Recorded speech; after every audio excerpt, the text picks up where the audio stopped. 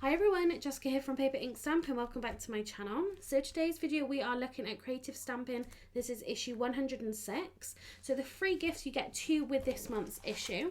We've got our A4 size stamp set as usual. This is called Scenic Springtime. So the top half here, this is by Daisy May Designs. The bottom half is obviously just sort of the regular magazine stamps. So we have got Easter themed stamps in here. We've got of course the springtime flowers, we've got the bunnies, lots of kind of florals and things in here, some great sentiments as well. Again, just more generic, happy birthday. You can make Easter projects with the sentiments in here, and then you do have kind of he's risen as well. So if you want to make something maybe a little bit more religious, you can absolutely do that. But you've got the cute little chicks here and the ducks and the daffodils and things. So yeah, a really fantastic stamp set, something to create a really bright and beautiful card, just to get us away from all of this horrendous weather we're having in the UK at the moment, and really kind of focus on coming into springtime, or the flowers coming up, and just lots more bright colours and happy faces. Then we have a 6x6 inch build a scene stencil. So in here you can do the clouds, you can do the sky, we've got the rolling hills, we've got some trees, some grass there, we've got two different styles of fencing, and then we've got just another piece of grass down here at the bottom. So as always, let's just take a quick look in the magazine itself for some of the inspiration. So lots you can do with this stamp set. As always, we have got masking and stamping a scene. You're going to be able to create different size cards, and build up these scenes. This looks more like a slimline, a DL kind of size card. And yeah, you can just repeat those stamps to create much bigger scenes if you want to. So I absolutely love these cards here. Again, we've got scenes with the cows. We've got creating colourful wreaths there with those Easter eggs. We've got this lovely one down here. This is being coloured in with coloured pencils, but you got that scene in the background, and then you have just the basket with the flowers and things at the front. I think that is really, really beautiful. Some more inspiration. This is more based on Easter. So we've got all different coloured chicks down here, which is really fun. Of course, you don't need to colour them in super realistically. If you don't want to, you can of course just do exactly what you want to do. I really love this card here. I'm not sure if that's been fussy cut or if that's just been masked out, but you've got all of that detail behind that gate, which is absolutely brilliant. Yeah, I think that's really lovely. You've got some sort of more 3D makes here. You've got a daffodil vase. So this is all made out of paper. You can download the template for the vase from the Craft World website there. But that's something fun, just a little bit of different paper decoration for your home. And we have an Easter basket as well. So again, a really easy make if you're giving gifts, maybe if you're doing a Sunday lunch, something like that for Easter. You could have these just on the tables. We've got a name tag on here, so you could label them as well. So absolutely gorgeous. So let's take a look at what we get in next month's issue. This is called French Chic. So again, A4 as always. So we have some stamps here at the top by Crafter's Companion. We've got kind of the Eiffel Tower. We've got some roses in there. We've got a few postage stamps. And then down in this bottom section, we've got a city skyline. We've got a shop front. We've got this beautiful dress here, some presents, some lipstick. So very, very kind of feminine, but it's really beautiful with it being kind of more that French twist on it. We also get then in an A6 embossing folder as well, again by Crafter's Companion, which got these kind of flowers and almost like a postcard kind of design on it. That's going to make a really lovely background. This magazine goes on sale the 31st of March, so yeah, absolutely looking forward to that one. But for now, let's get into creating a card using our Scenic Springtime stamp set and stencil.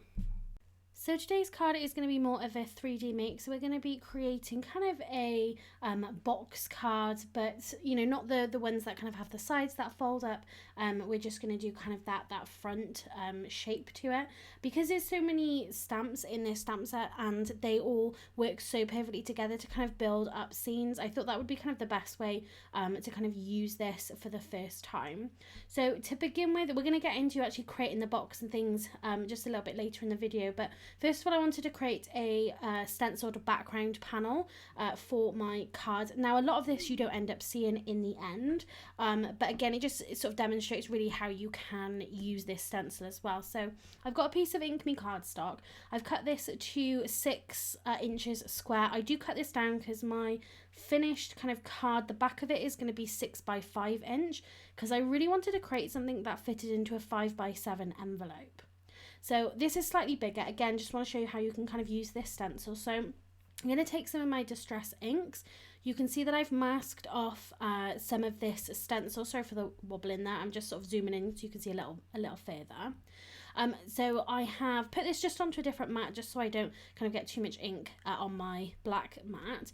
Like I said, I've used then some quite wide low tack tape. This is from Hunky Dory, and I'm just masking off the other portions of the stencil, and then I'm using that just to hold my stencil to my cardstock. The only thing I would say is those middle sections of these rolling hills, they do kind of move about. I get quite a good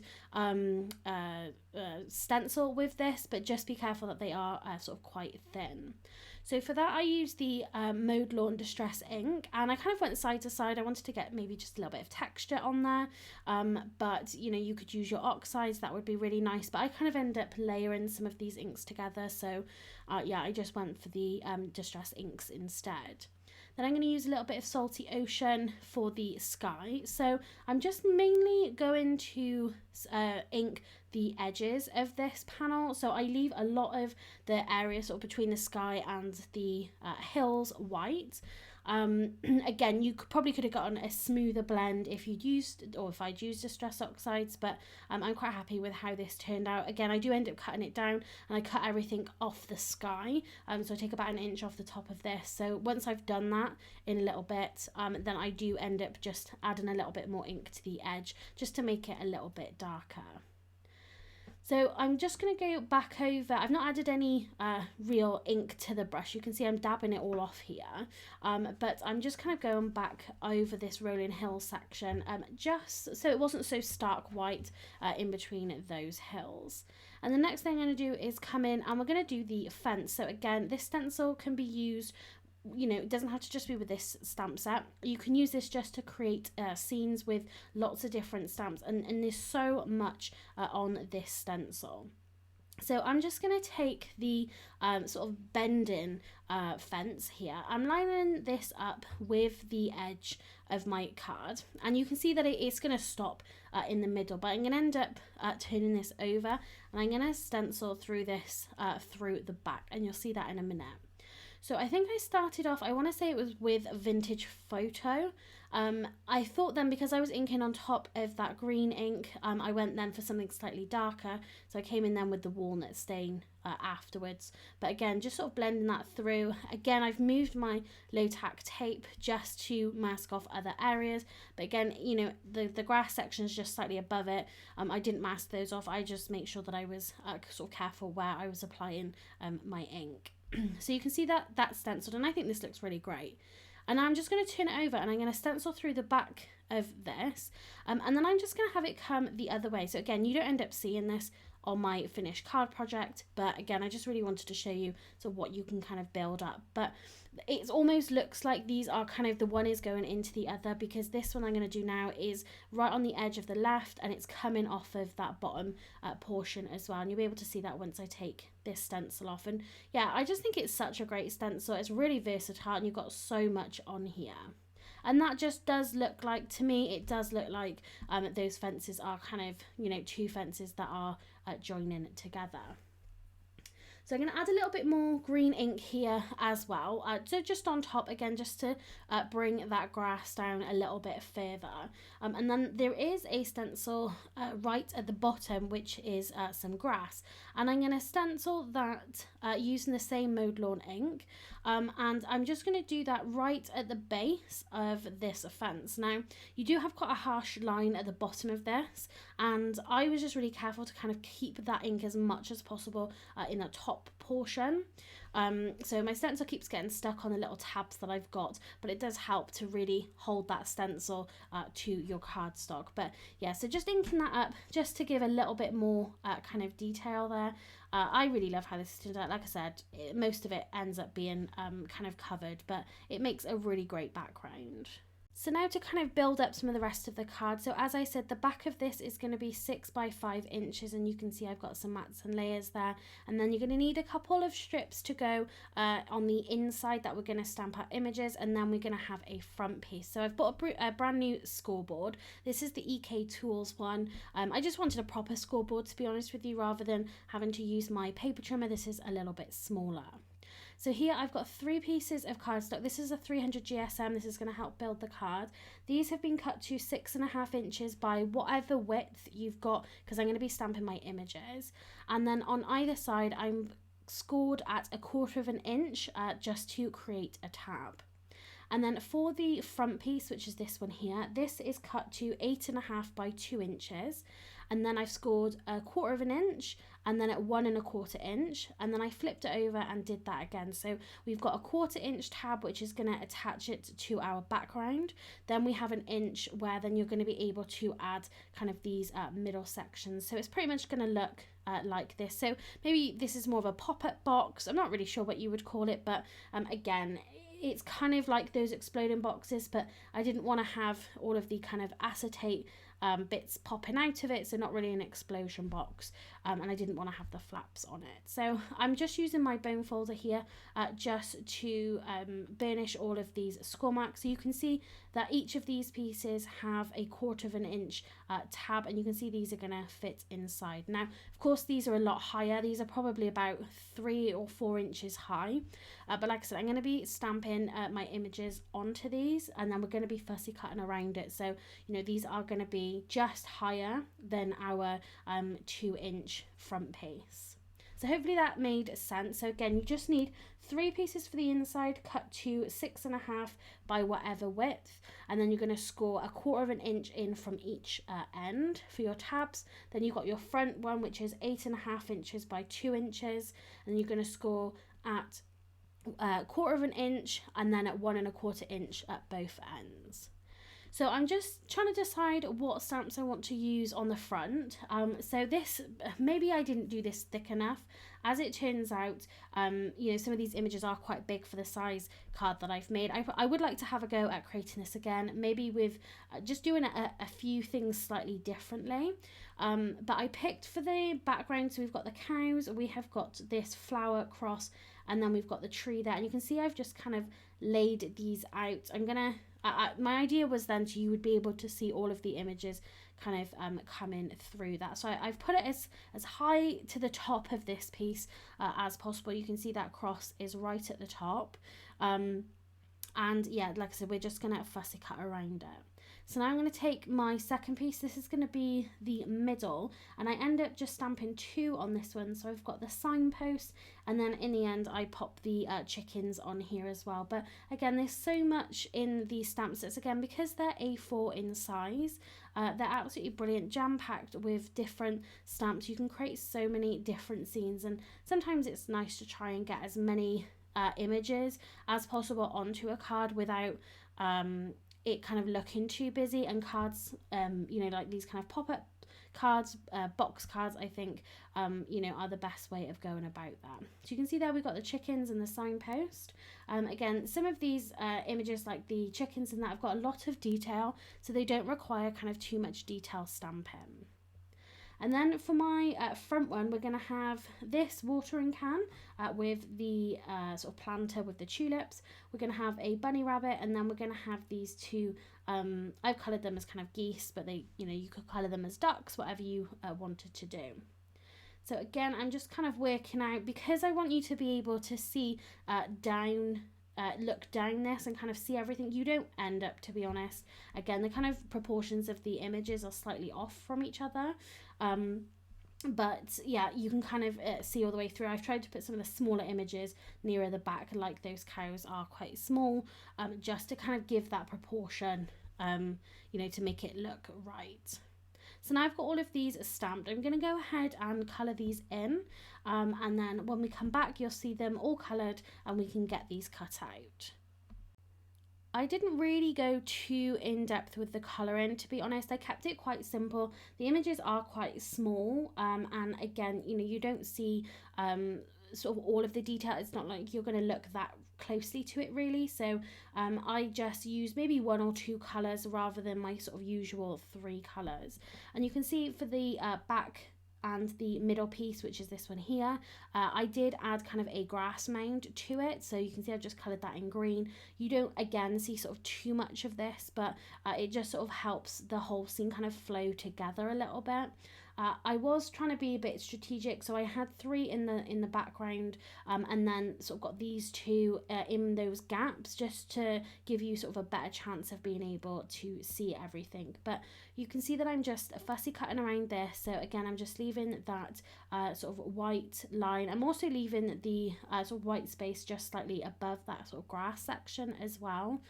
You could go right up to it if you wanted to, but again I was happy just to kind of leave that nice sort of white edge to it. So yeah, just going to work my way through cutting this. I'm also cutting at the tabs as well. So what I do end up doing when you see us put this together, so the top of the tab, wherever you know that kind of sits, that is going to be at the top on the box. That kind of makes sense when we get to that point, but so these do all end up being kind of the same height. If I was to do this again, and I think I am going to try to create another one of these, just to kind of perfect it a little bit, I think what I would do is to have this as kind of a tiered system instead. So then what we had at the front, that front piece that we cut to 2 inches, I would have that maybe a little bit smaller, and then the edges I would actually come down at an angle, so it looked more like how I've got it set up on my desk. That's kind of more of the look I wanted to go for, but because then it was just straight across in our finished card, again that's where you end up not seeing kind of quite as much. For this front one then, I added some grey.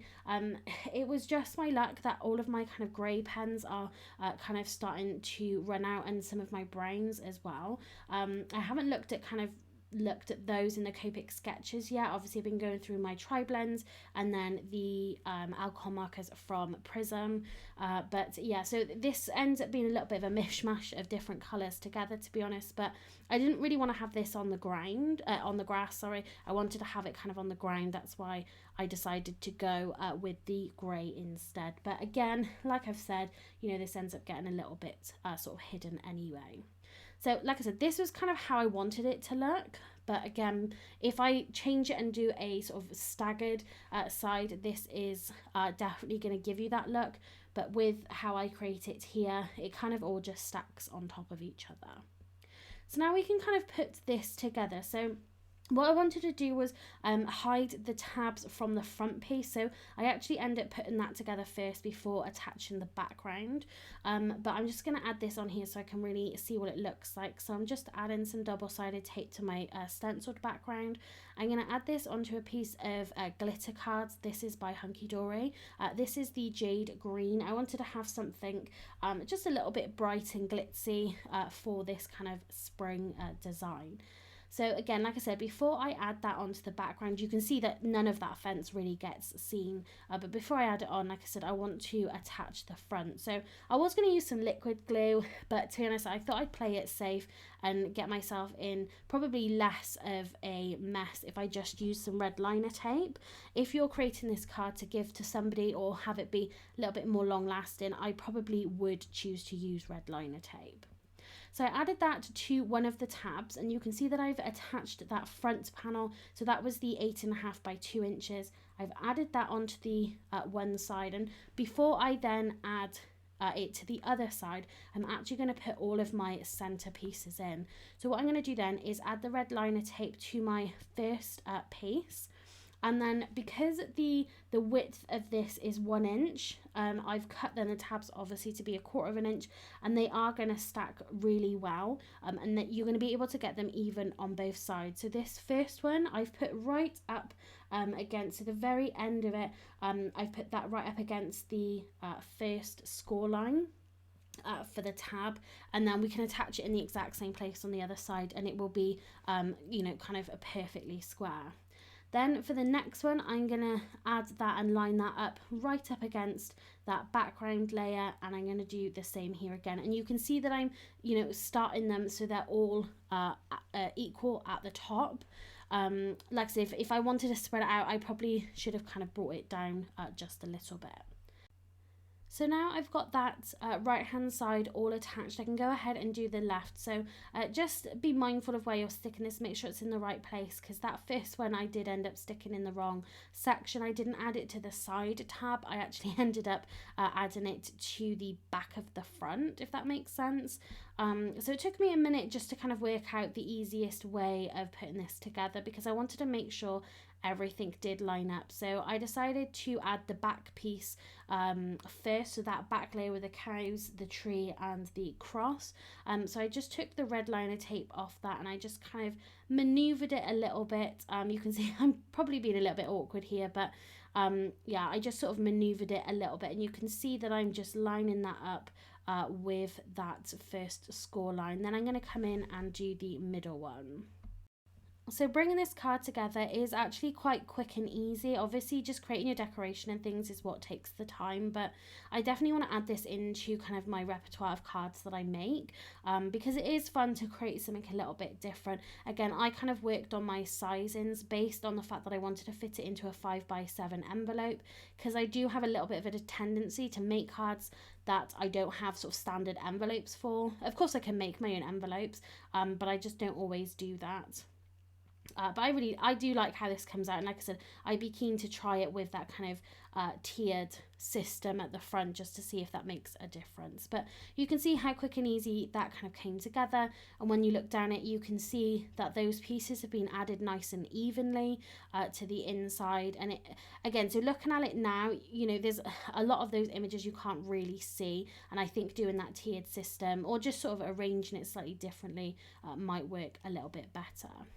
But now I have got that kind of finished, I can add in my background piece, and again, it's just going to secure those tabs from the front, and it's also going to hide it as well.